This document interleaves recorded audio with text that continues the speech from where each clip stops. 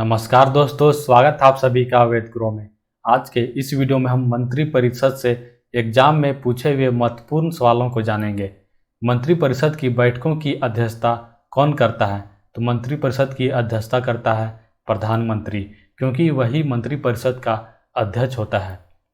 मंत्रिपरिषद में मुख्यतः 3 प्रकार के मंत्री होते हैं: कैबिनेट मंत्री, राज्य मंत्री और राज्य मंत्री स्वतंत्र प्रभार।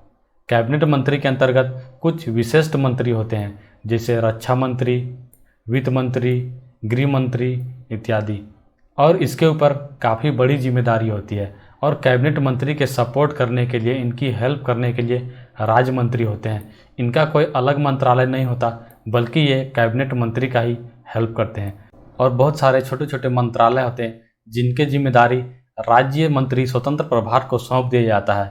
ये अलग मंत्रालय होता है, इनका कैबिनेट मंत्री या राज्य मंत्री से कोई लेना देना नहीं होता। ये स्वतंत्र रूप से अपने मंत्रालय की जिम्मेदारी संभालते हैं।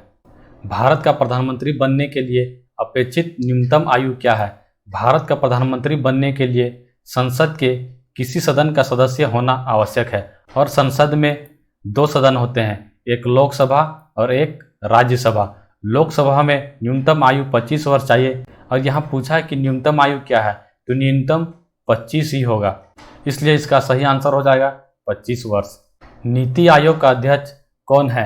नीति आयोग एक संविधानेतर संस्था है, यह एक कॉन्स्टिट्यूशनल बॉडी है और भारत के प्रधानमंत्री नीति आयोग का पदेन अध्यक्ष होता है, तो इसका आंसर हो जाएगा प्रधानमंत्री। 1 जनवरी 2015 को भारत सरकार ने योजना आयोग के स्थान पर नीति आयोग के गठन की घोषणा की थी। योजना आयोग का अध्यक्ष कौन होता था? नीति आयोग से पहले योजना आयोग हुआ करता था और उसका भी अध्यक्ष प्रधानमंत्री ही होता था।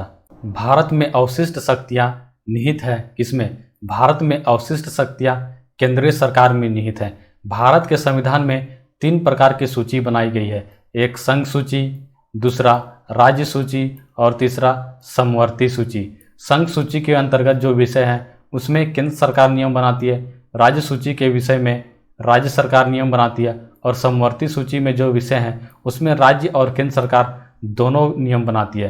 परंतु कुछ विषय ऐसे हैं जो कि इनमें से किसी में भी नहीं है, तो उन पर नियम बनाने का अधिकार केंद्रीय सरकार को है। संसदीय प्रकार की सरकार में वह बराबर वालों में पहला होता है। वह कौन है? संसदीय सरकार में प्रधानमंत्री बराबर वालों में पहला होता है। प्रधानमंत्री का चयन बहुमत दल वाले सांसद करते हैं, किंतु मंत्रिपरिषद का चयन खुद प्रधानमंत्री ही करता है। कैबिनेट में सहयोगी मंत्रियों के परामर्श पर प्रधानमंत्री ही निर्णय लेता है, इसलिए प्रधानमंत्री को समकक्षों में प्रथम कहा गया है। किसने प्रधानमंत्री को समकक्षों में प्रथम कहा है? इसका आंसर हो जाएगा ऑप्शन ए। और ऑप्शन ए में क्या है? हाईकोर्ट। गलत, हड़बड़ी में ऐसा ही हम कर देते हैं, ऑप्शन ए में ऊपर में हाईकोर्ट दिखा और यहाँ टिक कर दिए, परंतु ऐसा नहीं करना। इसका सही आंसर हो जाएगा मोर्ले। मंत्रिमंडलीय तानाशाही का विचार किसकी देन है? मंत्रिमंडलीय तानाशाही का विचार मयूर का देन है। जब कोई सरकार पूर्ण बहुमत प्राप्त करता है तो सरकार गिरने का डर रहता नहीं है। ऐसी स्थिति में ना तो वो अपोजिशन का सुनता है और ना किसी और का, और ऐसे में वह खुद से जो चाहे अधिनियम बनाता है, जो मर्जी नियम बना देता है। इसलिए मयूर ने बहुमत दल वाले सरकार के लिए तानाशाही शब्द का प्रयोग किया है। किसने मंत्रिमंडलीय पद्धति को राज्य रूपी जहाज का स्टीयरिंग व्हील कहा है? इसका आंसर हो जाएगा मयूर। भारत में प्रधानमंत्री तब तक अपने पद पर रहता है जब तक उसे प्राप्त होता है, तो इनमें से क्या प्राप्त होता है? जब तक उसे लोकसभा में विश्वास प्राप्त होता है तब तक वह अपने पद पर रहता है। प्रधानमंत्री मंत्रिपरिषद का अध्यक्ष होता है तथा मंत्रिपरिषद संविधान के अनुच्छेद 75(3) के तहत लोकसभा के प्रति उत्तरदायी होती है। लोकसभा में मंत्रिपरिषद के विरुद्ध अविश्वास प्रस्ताव पारित होने पर प्रधानमंत्री सहित मंत्रिपरिषद को त्यागपत्र देना पड़ता है। भारत के प्रधानमंत्री का कार्यकाल कितना होता है? जब तक उसे लोकसभा के बहुमत का समर्थन प्राप्त होता है। वैसे तो कहा जाता है कि प्रधानमंत्री का कार्यकाल 5 वर्ष होता है, परंतु ऐसा होता नहीं है, क्योंकि यदि बीच में कोई विधायक साथ छोड़ दे, समर्थन ना करे, तो सरकार बीच में ही गिर जाएगी और 5 वर्ष भी नहीं जाएगी। इसलिए जब तक उसे लोकसभा के बहुमत का समर्थन प्राप्त हो तब तक ही वह प्रधानमंत्री बन सकता है। सरकारिया आयोग का गठन किस विषय पर रिपोर्ट देने के लिए किया गया था? सरकारिया आयोग का गठन केंद्र राज्य संबंधों पर विचार देने हेतु 1983 में किया गया था। वह प्रधानमंत्री कौन था जिसे संसद ने मतदान द्वारा अपदस्थ कर दिया था? वीपी सिंह ऐसे प्रधानमंत्री थे जिन्हें संसद ने मतदान द्वारा अपदस्थ कर दिया था। भारत का प्रधानमंत्री निम्नलिखित में से किस प्रक्रिया से बनाया जाता है? इसका आंसर हो जाएगा नियुक्ति। इसका आंसर तो निर्वाचन भी लग रहा है, क्योंकि जब चुनाव होता है तभी तो प्रधानमंत्री बनते हैं, परंतु ऐसा नहीं है। संविधान में प्रधानमंत्री के लिए एक प्रॉपर शब्द का जिक्र किया गया है, नियुक्ति, और भारत की प्रधानमंत्री की नियुक्ति करता है राष्ट्रपति। निम्नलिखित में से कौन सा अनुच्छेद भारत के प्रधानमंत्री की नियुक्ति से संबंधित है? अनुच्छेद 75 प्रधानमंत्री की नियुक्ति से संबंधित है। भारत के प्रथम उप प्रधानमंत्री कौन थे? भारत के प्रथम उप प्रधानमंत्री थे सरदार वल्लभ भाई पटेल। केंद्रीय मंत्रिपरिषद का पद और सदस्यता कौन निर्धारित करता है?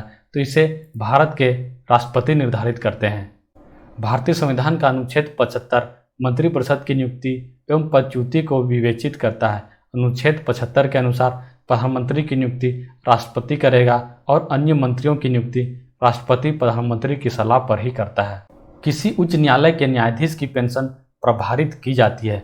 यहाँ क्वेश्चन में पूछ रहा है कि उच्च न्यायालय के न्यायाधीश की पेंशन कहाँ से दी जाती है? तो इसका आंसर हो जाएगा भारत की संचित निधि से। और भारत की संचित निधि से भारत के राष्ट्रपति का वेतन भत्ते, राज्यसभा और लोकसभा के अध्यक्ष और उपाध्यक्षों के वेतन भत्ते, उच्चतम न्यायालय और उच्च न्यायालयों के वेतन भत्ते, फेडरल न्यायालय के न्यायाधीशों की पेंशन, नियंत्रक महालेखा परीक्षक के वेतन भत्ते इत्यादि भी दिए जाते हैं। संचित निधि का मतलब क्या है?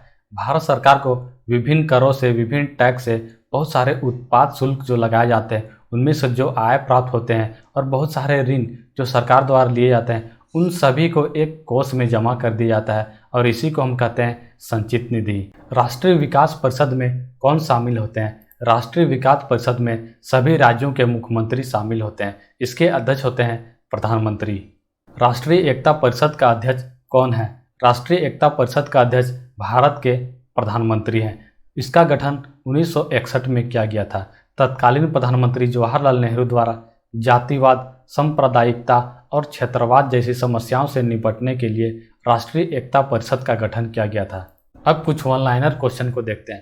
भारत में कौन मंत्रिपरिषद का नेता तथा संसद का नेता होता है? भारत के प्रधानमंत्री।